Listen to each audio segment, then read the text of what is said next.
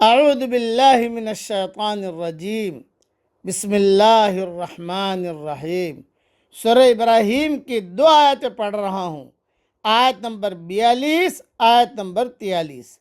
وَلَا تَحْسَبَنَّ اللَّهَ غَافِلًا عَمَّا يَعْمَلُ الظَّالِمُونَ، اور آپ ہرگز یہ خیال نہ کریں کہ اللہ اس سے بے خبر ہے جو ظالم لوگ کر رہے ہیں۔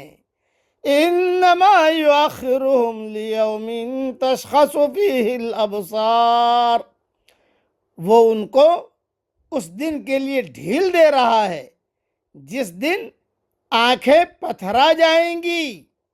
مہطعین مقنعی رؤوسہم، وہ سر اٹھائے ہوئے بھاگ رہے ہوں گے۔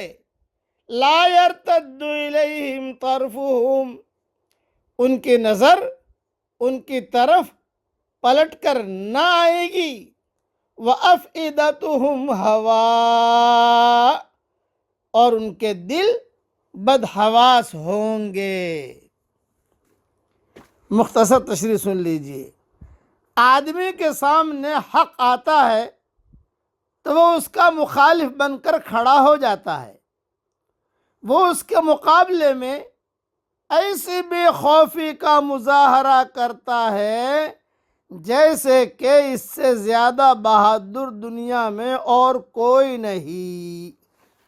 جیسا آج کل دنیا میں سارے چودھری کر رہے ہیں، گورا چودھری، لال چودھری، مقامی چودھری، گھر کا چودھری، یہ سارے چودھری یہ سمجھ رہے ہیں کہ ہم سے زیادہ بہادر دنیا میں کوئی ہے نہیں۔ یہ اس کو اللہ تعالیٰ کہتے ہیں وَلَا تَحْسَبَنَّ اللَّهَ غَافِلًا عَمَّا يَعْمَلُ الظَّالِمُونَ، ہرگز مت خیال کرو کہ اللہ اس سے بے خبر ہے جو ظالم لوگ کر رہے ہیں۔ اس لیے یہ جملہ پھر سے پڑھ لیتا ہوں۔ آدمی کے سامنے حق آتا ہے تو وہ اس کا مخالف بن کر کھڑا ہو جاتا ہے، وہ اس کے مقابلے میں ایسی بے خوفی کا مظاہرہ کرتا ہے جیسے کہ اس سے زیادہ بہادر دنیا میں اور کوئی نہیں۔ مگر یہی حق جو موجودہ دنیا میں داعی کی سطح پر ظاہر ہوتا ہے وہ آخرت میں خدا کی سطح پر ظاہر ہوگا۔ اس دن ایسے لوگوں کی ساری بہادری جاتی رہے گی۔ آخرت کا ہولناک منظر دیکھ کر ان کا یہ حال ہوگا کہ جب ان کی نگاہیں اٹھیں گی تو وہ اٹھی کی اٹھی رہ جائیں گی۔ پلک جھپکنے کی نوبت بھی نہیں آئے گی۔ وہ سر اٹھائے ہوئے تیزی سے میدان حشر کی طرف بھاگ رہے ہوں گے اور ان کے دل دہشت کی وجہ سے اڑ رہے ہوں گے۔ یہ عام اعلان ہے اللہ جل جلالہ عمن والہ کی طرف سے ساری دنیا کے لوگوں کے لیے۔ اس لیے ہم ایک ہی بات کہتے ہیں کہ ایک اللہ کی بڑائی کو تسلیم کر لو، وہی اللہ بڑا ہے، اسی نے آسمان بنائے ہیں، اسی نے زمینیں بنائی ہیں، وہی ہوائیں چلاتا ہے۔